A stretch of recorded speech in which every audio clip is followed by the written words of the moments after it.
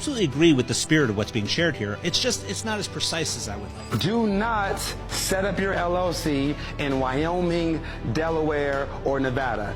I'm tired of people coming to me and asking, Carter, should I set my company up in one of these states because they don't have state taxes or they have better asset protection? Here's the thing. The IRS clearly states that you have to set up your LLC in the state that you either do business in or in the state that you reside in. So if you don't do business in Delaware, Nevada, or Wyoming, or you don't live there, you cannot set up your LLC there because that you are illegally avoiding state taxes. Now here's what you can do.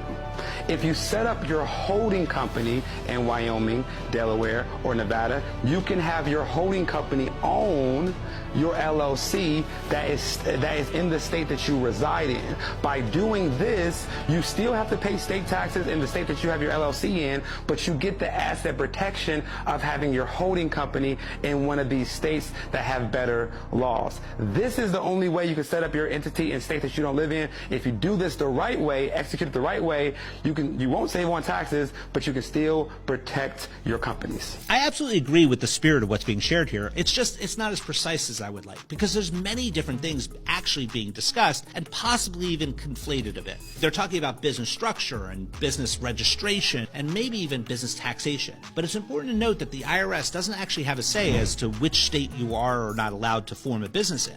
That's actually a state-specific thing. Every state is going to have its own statutes with regard to the type of businesses that are able to be formed there and operate and be registered within those respective states. The IRS is going to really just control the federal taxation, if you will, of that business enterprise. The states and maybe even the municipalities are going to have a say over the state and local taxation of the business. You can absolutely form a company in state A and do business in state B, and that may simply just require you to register company A, if you will, as a foreign entity doing business in state B, if that is indeed what is happening. I have an entire framework I call the Real Wealth Matrix, and I've been teaching it to business owners for nearly 30 years, and it incorporates legacy, ownership, and operations in that framework so that you can build out infrastructure to accomplish a variety of different goals. And we utilize trusts, holding companies and operating companies, but all of them are aimed at helping you win at the game of business. There are a lot of rules when it comes to trying to win.